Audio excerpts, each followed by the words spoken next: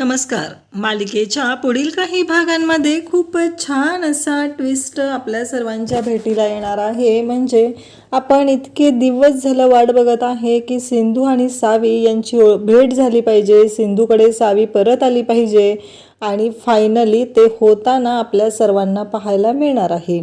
कारण सिंधू आता सावीपर्यंत पोहोचलेली आहे आणि तिथे पुन्हा शकुंतला तिच्या मागं लागते आणि मग सिंधूने अगदी रौद्र रूप धारण केलेलं आहे. एखादी आई आपल्या लेकरासाठी दुर्गेचा अवतार धारण करते, वाघीण बनते आणि सेम सिंधूच्या बाबतीत झालेला आहे. सिंधूने दुर्गेचं रूप धारण केलेलं आहे आणि हातामध्ये बांबू घेऊन ती शकुंतलाच्या मागं लागलेली आहे. कारण शकुंतला काही सिंधूला सावीला घेऊन जाऊ देत नसते आणि आता सिंधूला तर कळलेलं आहे की शकुंतला ही पार्टनर आहे मधूची आणि तिने शकुंतलावरती हल्ला करायला सुरुवात केलेली आहे, तिला मारायला सुरुवात केलेली आहे. इकडे आयुष सिंधूच्या मदतीला धावून आलेला आहे आणि सिंधूने शेवटी तो बांबू ती जी काठी आहे ती उचललेली आहे मारायला.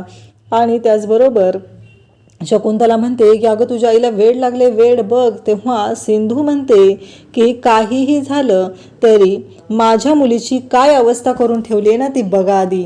माझ्या मुलीची जी अवस्था झाली आहे ना त्याला फक्त आणि फक्त तुम्ही जबाबदार आहात असं म्हणत सिंधूने शकुंतलाला झोडपायला सुरुवात केलेली आहे.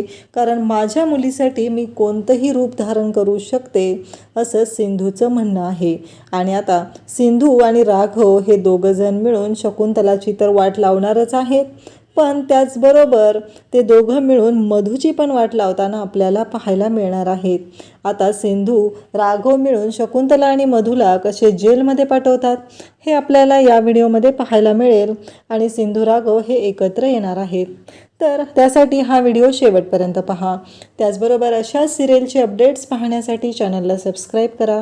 त्याचबरोबर व्हिडिओला लाईक करा. कारण हे व्हिडिओ आपण जे बनवत असतो ते खरं तर मनोरंजनासाठी बनवत असतो. तर इकडे सिंधू आणि राघवच्या लग्नाचे विधी सुरू झालेले आहेत. तर राघवचे विधी झालेले आहेत, राघवने पूजा केलेली आहे आणि आता पुढच्या पूजेसाठी सिंधूला बोलवलं जातं. सिंधू येणं गरजेचं आहे, पण मग इकडे गोदामावशी आणि सिंधू यांच्यात बोलणं झालेलं असतं, यांच्यात ठरलेलं असतं.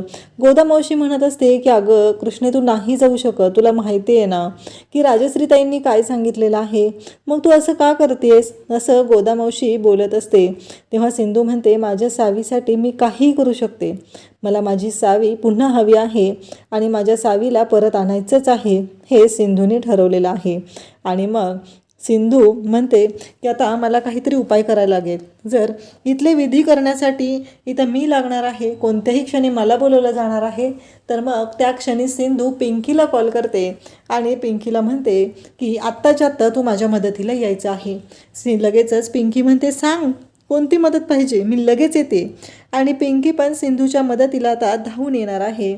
आणि मग सिंधूने प्लॅन केलेला आहे की घरी विधींसाठी पिंकीला ठेवायचं आणि आपण सावीला शोधण्यासाठी, सावीला सोडवण्यासाठी जायचं हे सगळं सिंधूने ठरवलेलं आहे. आणि त्यानुसारच सिंधू आता सावीपर्यंत पोहोचण्यासाठी तिने शकुंतलाच्या घरी गेलेली आहे. कारण सिंधूला हे मधू आणि शकुंतलाच्या बोलण्यातून कळलेलं असतं की सिंधू म्हणजे सावी जी आहे ती शकुंतलाकडे आहे आणि त्यासाठी तिने तिकडे गेलेली असते. आता तिथे गेलेली असते तेव्हा इकडे विधी सुरू होतात, पण मधूच्या डोक्यात वेगळी चित्र फिरवतात. मधूला कळत असतं की इथं नक्की काय आहे, म्हणजे ही कृष्णा तर नाही आहे ना, इथे ती माझ्याशी डबल गेम तर करत नाही आहे ना, असे अनेक प्रश्न तिच्या पुढे उभे असतात. तर इकडे आपल्याला पाहायला मिळतं की सिंधू आता सावीच्या जवळ पोचलेली आहे आणि तिथे गेल्यानंतर तिथे सावीला ती पाहत तेव्हा एका आईचा आपल्या लेकराला पाहून जो जीव कासावीस होतोय त्यामुळं सिंधूच्या डोळ्यात पाहणी येतं. आणि त्याच वेळी आयुष तिथे येतो आणि आयुष विचारतो सिंधू मामी आता मला कळलं पाहिजे नक्की काय झालेलं आहे, हे सगळं कशामुळे झालेलं आहे हे मला कळलंच पाहिजे. सिंधू मामी नक्की काय प्रॉब्लेम झालेला होता, हे सगळं कशामुळे झालेलं आहे, तुला राघव मामापासून पण तुझी ओळख लपवून ठेवायला लागलेली आहे, असं काय घडलेलं आहे सिंधू मामी. तेव्हा सिंधू म्हणते नाही मी तर सिंधू नाही आहे, मी कृष्ण आहे असं सिंधूचं म्हणणं असतं. पण तिथे आयुष म्हणतो की सिंधू मामी तू आणि सावी इथे आहात, मला सगळं कळलं पाहिजे तरच मी तुझी मदत करू शकतो ना, मला सांग नक्की काय झालेलं आहे असं तो विचारत असतो. आणि त्याचबरोबर इकडे आपल्याला पाहायला मिळतं की लग्नाच्या विधीसाठी आता पिंकी नवरी मुलीच्या वेशात आलेली आहे आणि विधी चालू झालेले आहेत. सिंधू आपल्या सावीला पोटाशी धरते आणि इकडे आयुषला म्हणू लागते की हे सगळं तुझ्या आईने आणि मधुने केलेलं आहे. तिने मला दरीत ढकलून दिलेलं होतं आणि माझ्या सावीला त्यांनी किडनॅप करून ठेवलं, पण कसा तरी माझा जीव वाचला आणि आज मी तुमच्या सर्वांच्या समोर आहे. परंतु आज जे काय घडलेलं आहे, माझ्या सावीला इतके दिवस आमच्या सगळ्यांपासून लांब राहावं लागलेलं आहे. या सगळ्याला तुझी आई आणि मधू जबाबदार आहेत. आज माझं लेकरू माझ्यापासून दूर आहे. हे सगळं गेलेलं आहे ते फक्त आणि फक्त या मधुने आणि शकुंतलाने केलेलं आहे. तेव्हा आयुष म्हणतो की काळजी करू नको मामी, मी तुझ्याबरोबर आहे आणि मी तुझी साथ देणार आहे. तू अजिबात काळजी करू नकोस असं आयुष सांगत असतो. आणि त्याचबरोबर आयुष म्हणत असतो की मी आहे मामी आणि आपण इथून बाहेर पडूया. आता सिंधू आणि आयुष सावीला घेऊन बाहेर पडतच असतात आणि नेमकं त्याच वेळी शकुंतला तिच्या माणसांना घेऊन तिथे येते. आता शकुंतलाच्या मागं ही सिंधू लागते. सिंधूने रौद्र रूप धारण केलेलं असतं. अगदी तिच्यामध्ये दुर्गा संचारलेली आहे. आपल्या लेकीच्या संरक्षणासाठी तिने दुर्गेचा अवतार घेतलेला आहे हे आपल्याला पाहायला मिळतं. आणि मग सिंधू शकुंतलाच्या मागे लागलेले आहे आणि इकडे आयुष सावीला सांभाळत तिथून बाहेर पडलेला आहे. सिंधूने हातामध्ये एक दांडका घेतलेला आहे आणि त्या दांडक्याचा वापर करत ती निघालेली आहे. तोपर्यंत इकडे आयुषने राघवला फोन करून बोलवलेला आहे आणि राघवला सांगितलेलं आहे की राघव मामा तुम्ही आत्ताच्या आत्ता इथे या, कारण तुमची खूप गरज आहे, कारण इथे खूप मोठे प्रॉब्लेम होऊ शकणार आहेत. आणि राघवही तिथे धावून आलेला आहे आणि सिंधूने इकडे शकुंतलाला मारायला सुरुवात केलेली आहे. आणि फायनली सिंधूने सर्वांच्या समोर आणलेलं आहे की ही सगळी शकुंतला आणि मधूची नाटकं आहेत.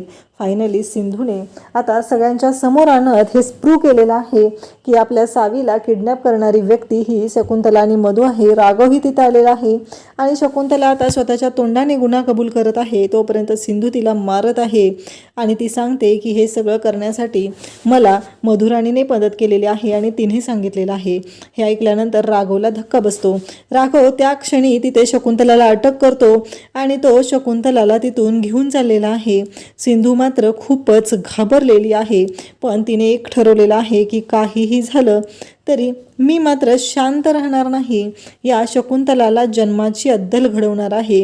ही गोष्ट सिंधूने ठरवलेली आहे आणि राघव त्याची टीम घेऊन तिथे हजर झालेला आहे आणि शकुंतलाला त्याने ताब्यात घेतलेला आहे आणि शकुंतलावरती हल्ला करायला सुरुवात केलेली आहे. शकुंतलाला जेलमध्ये टाकायची पूर्ण तयारी राघवने केलेली आहे आणि त्याच वेळेस आता मधूला पण जेलमध्ये टाकलं जाणार आहे.